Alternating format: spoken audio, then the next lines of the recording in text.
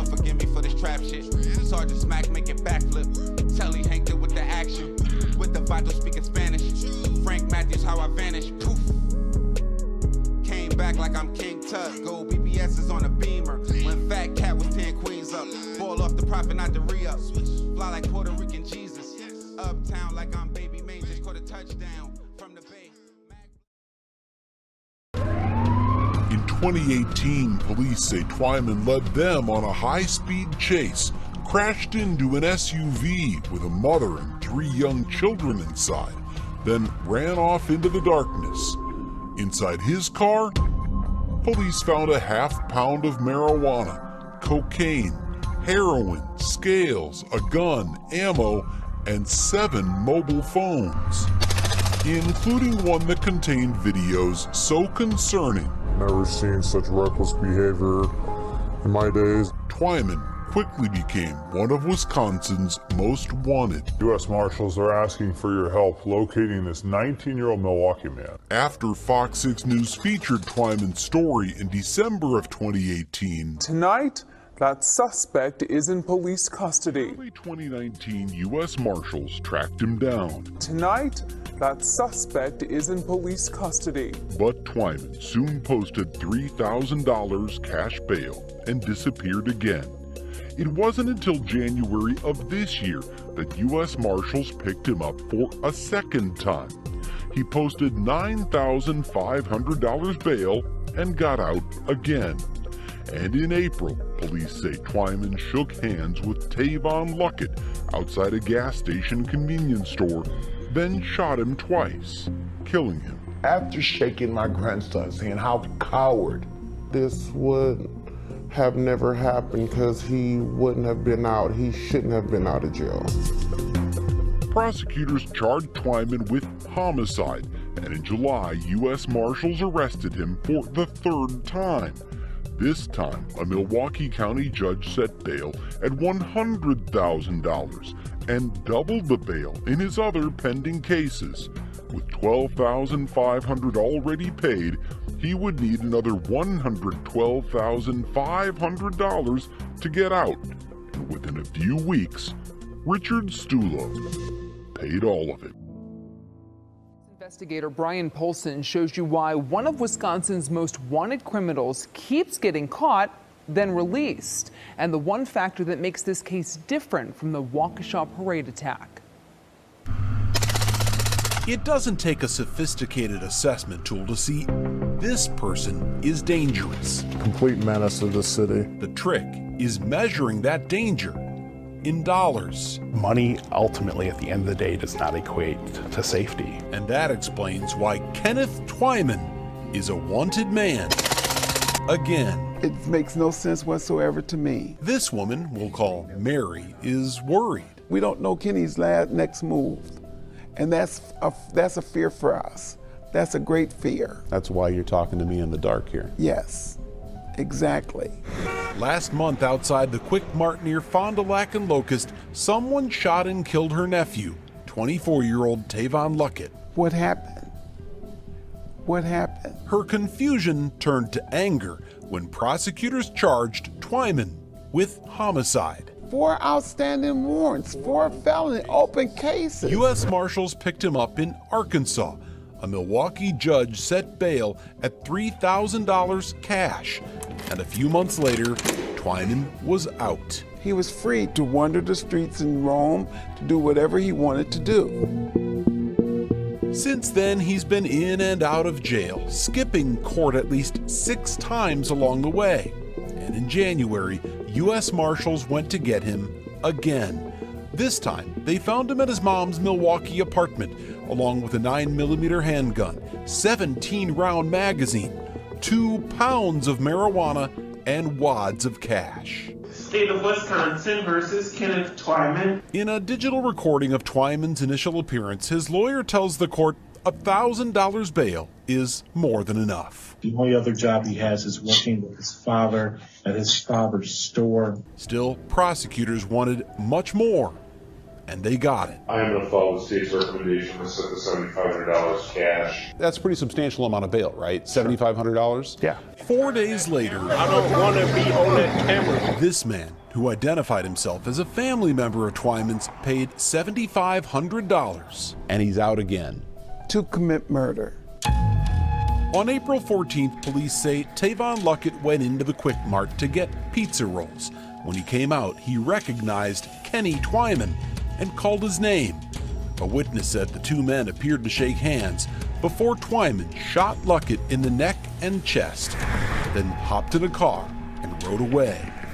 Did that cash bond keep your family safe? No. No, it did not. We are still not safe. We're equating a higher cash bail with public safety, and that's just not the case. Nick Sainer is co-founder of Justice Point, Milwaukee County's pretrial services agency, and an outspoken advocate of bail reform. If money isn't going to work, and money doesn't work, then we have to take a look at other options. But bail reform means different things to different people. The Waukesha parade attack last fall focused attention on low bail for violent offenders, prompting State Senator Julian Bradley to call for minimum bail amounts for certain crimes. How do you pick a fixed dollar amount like $5,000 or $10,000 and say that's the magic number? That's not the magic number, it's the minimum. It's the starting point. Twyman posted a total of $12,500, but still wound up charged with homicide. When someone needs to be detained, they need to be detained, period. Sainer wants to eliminate cash bail altogether by releasing most defendants until their cases are resolved, but holding the most dangerous ones in jail no matter how much cash they have. You're held until your hearing date. How do you feel about that? I think that's a very good idea. As it is, Mary says the criminal justice system let her family down, but it's what happened after her nephew's death that rubbed salt in the wound. You know that he was going to be there via Zoom. I mean, why didn't you go and get this guy? On April 21st, a Milwaukee court commissioner issued a homicide warrant for Twyman. The next day, he was in court on a different case, appearing by Zoom from his lawyer's office in Racine. The prosecutor knew there was a warrant, but according to Deputy DA Kent Lovern, she said nothing. It would be in the interest of law enforcement and in our interest to not have that information divulged to a subject who is wanted. All they had to do was just pick up the phone and make a phone call. Mary says her family members are grieving, but they are also scared. Who knows what he's going to do next? If the system won't hold Kenneth Twyman accountable, she says, this could turn into a real gun battle within the city of Milwaukee. The streets will. Kenneth Twyman was actually due in court in Waukesha County on Monday for a plea and sentencing in a felony bail jumping and drug possession case from 2021. But with that homicide warrant out for his arrest in Milwaukee, of course, he was a no-show here. We're told Milwaukee police have now asked U.S. Marshals to find Kenny Twyman for the third time. Sanchez tells us after 10 weeks on the run, he's now in police custody. Angie joins us live. Angie? That's right. We've learned that a tip from a Fox 6 viewer led to Kenneth Twyman's arrest in Oak Creek. I spoke with the family of the homicide victim in this case. They are telling me they're breathing easier now and are hopeful they will finally get some justice.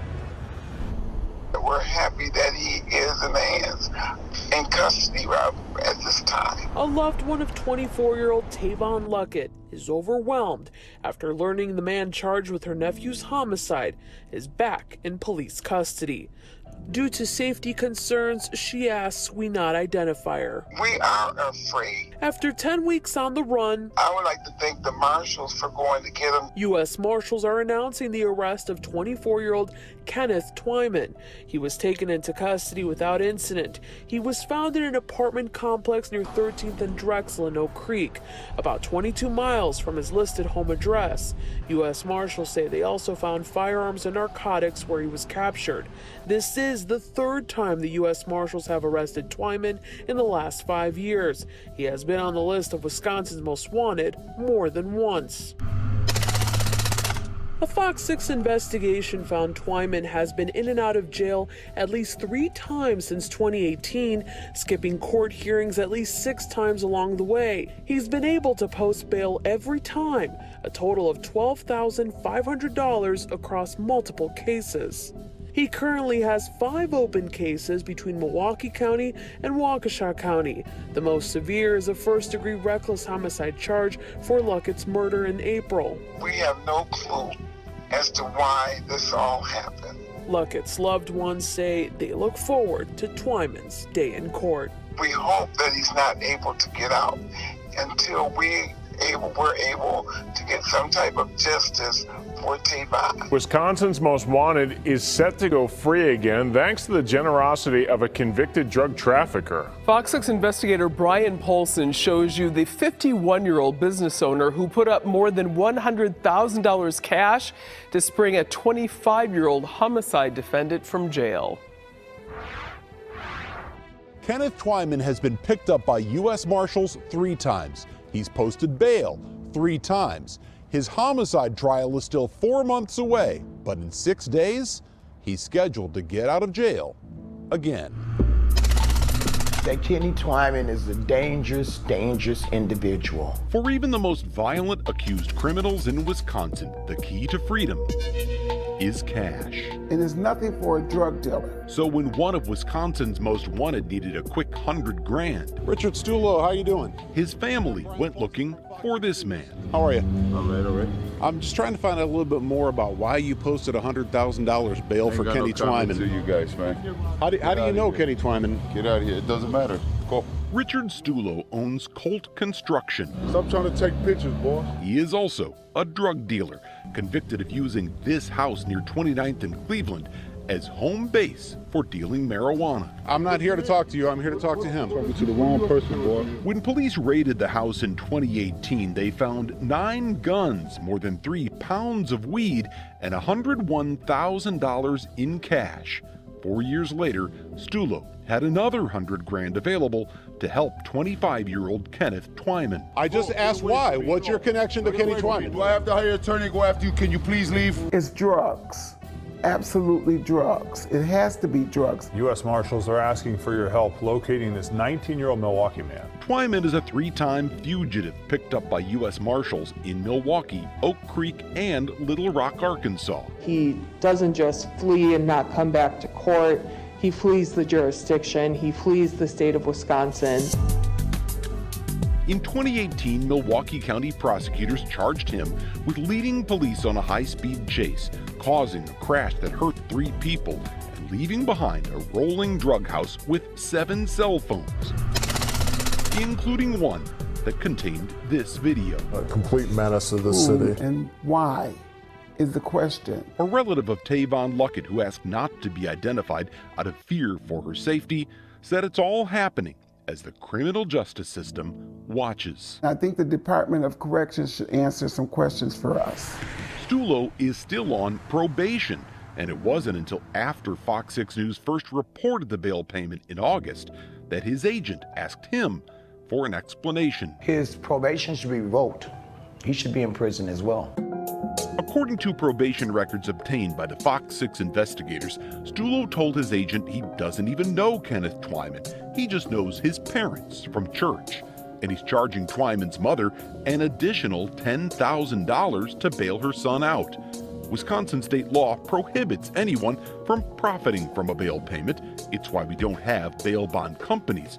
But the DOC says it does not have any reason to believe Stulo has violated his probation. Do you want to explain what a convicted drug dealer is doing, bailing out a guy who's wanted for murder? Stulo's loan got Twyman out of the Milwaukee County Jail, but before he could go free, the sheriff's office transferred him to Waukesha to face drug charges there. This is somewhat odd. I have somebody who qualifies for public defender representation, but is literally sitting on $125,000 worth of cash. An assistant DA warned the court Twyman plans to run again. He was on jail calls, figuring out places to go, including California and Las Vegas. So the commissioner set bail at $200,000, but bail only applies while a case is pending.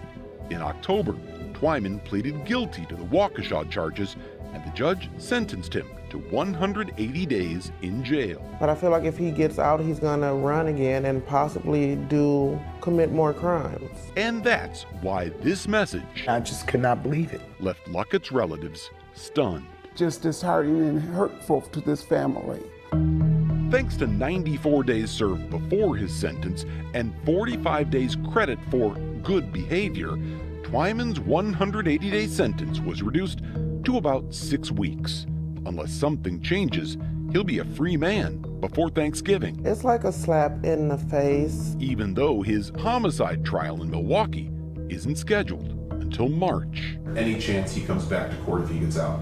No. He's gonna run again. He's gonna escape. If cash bail protects the public, we are afraid for our family. Tavon Luckett's family should have little to fear. It's very scary, very scary. But when drug dealers pay to set accused killers free, Richie, you have a chance to tell me anything you want. There's 100,000 reasons to A wonder. Milwaukee County jury finds one of Wisconsin's most wanted guilty as well of homicide. The verdict comes a day after 25-year-old Kenneth Twyman admitted to firing the shots that killed Tavon Luckett last April.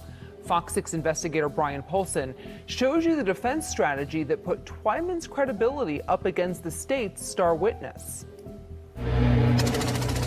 When it comes to endangering others with a gun, this is not Kenneth Twyman's first rodeo. When you fired the weapon 3 times, who were you aiming at? Tavon. But when the 3-time most wanted fugitive took the stand in his own defense Tuesday, it is the first time he admitted to firing the shots that killed 24-year-old Tavon Luckett. I fired until he was down so I could run to the vehicle.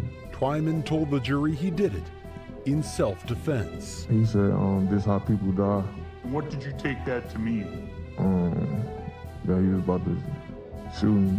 The deadly shooting near Fond du Lac and Locust happened last April outside a gas station convenience store, but the outside cameras were not working, so the state had to rely on testimony from the victim's girlfriend. So he exits, and it looks like a handshake is exchanged. Once the handshake is exchanged, like a couple of seconds later, gunshots ring out. Twyman's lawyer, Mark Richards, is the same attorney who defended Kyle Rittenhouse, the young man acquitted of killing 2 people during protests in Kenosha. This time, the self-defense strategy didn't work. We, the jury, find the defendant, Kenneth Twyman, guilty of first-degree reckless homicide. I have a lot of mixed feelings. It doesn't bring my son back, but at least this chapter is closed and my family can start to heal. Because Twyman was convicted not of first-degree intentional homicide, but first-degree reckless homicide, that's a Class B felony that carries a maximum of 60 years in prison.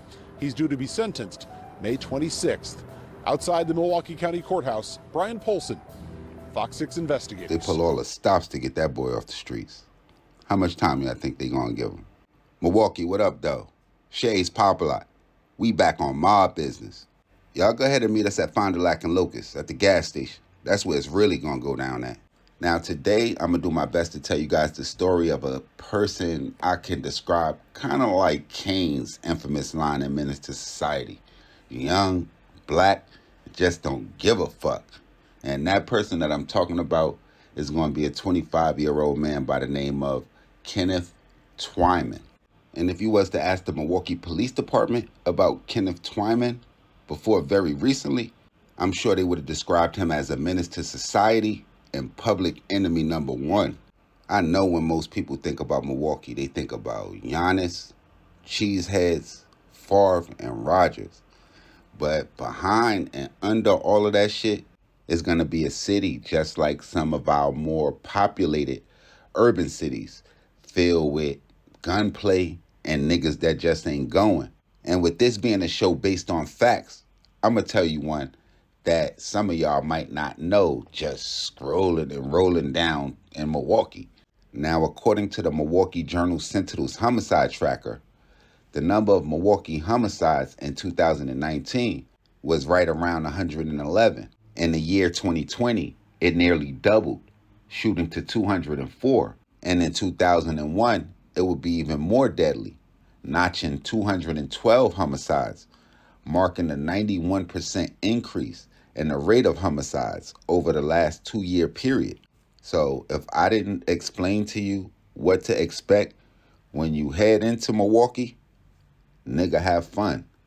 Now, Milwaukee is one of those cities that I would consider a big, small city where it has about 570,000 people, where that's nothing compared to like a city like New York City that have like 8 million people, or even Philadelphia that has about 1.5 million people.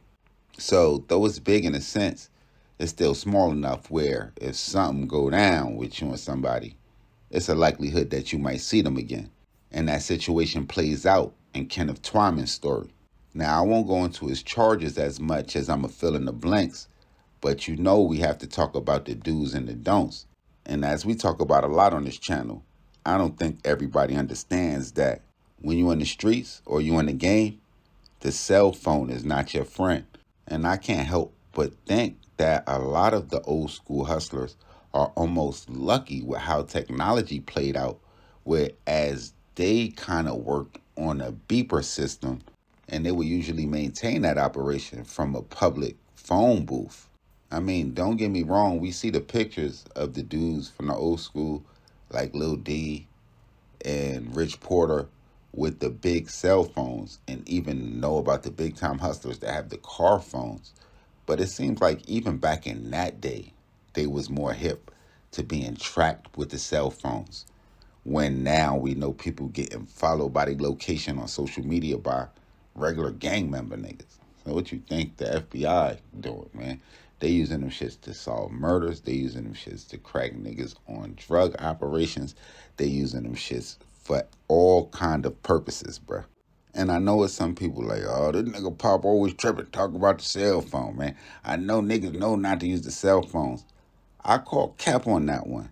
And y'all gonna see when I do an episode coming up soon of a dude that got knocked off because he was making FaceTime calls connected to one of his victims' Wi-Fi.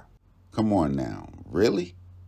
I really want to say it's a Mickey Mouse operation, but I don't really want to disrespect Mickey Mouse like that.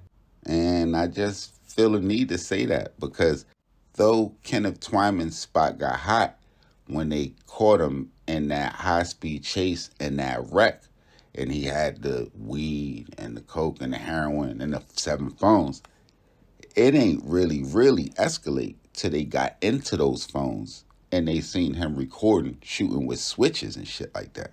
And I really hate to be quoting movies on y'all all the time, but in the famous words of Ace, man, don't be recording your hijinks and all of this shit, dog. That shit is, nah, man. Stop showing the tape, nigga. Kane.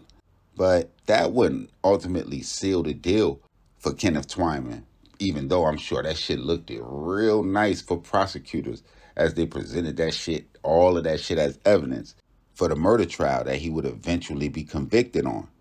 In a situation where, kind of like I explained, big city, small town type shit, he would find himself at that gas station that we spoke about earlier, where he would run into 24-year-old Tavon Luckett, with whom he had done a 3-gram cocaine deal with a year and a half earlier, a deal in which Kenneth Twyman still owed Tavon Luckett $150 for. Now, during his murder trial, Kenneth Twyman would testify that Tavon Luckett mentioned something to him like, this is how people die. Now, none of us was there, I don't think. Well, I know I wasn't. And exactly what he testified could be exactly what happened. But what you think the jury was thinking after the mountain of evidence that they probably presented to describe who he was and his character?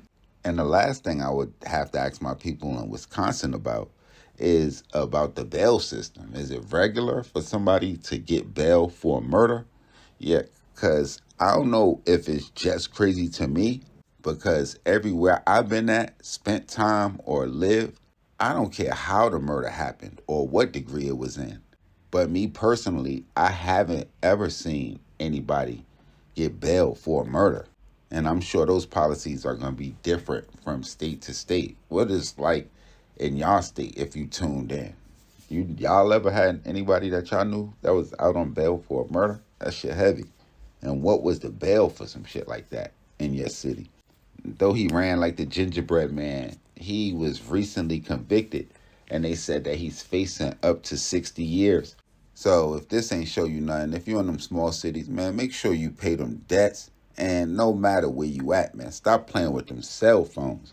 Now, y'all make sure y'all hit the red bell and subscribe right under this video so y'all know when this real trill spill shit is dropping. Y'all get in the comment box. Y'all run it up. Y'all let me know what city I need to go to, what story I need to tell, what gangsters I haven't covered, what I got wrong, all of that. Y'all tap in with me directly on IG, Twitter, POP_A_LOT. Get in the comment box, run it up. And y'all know to run down with me. Be back on my business soon. Shit got Popalot.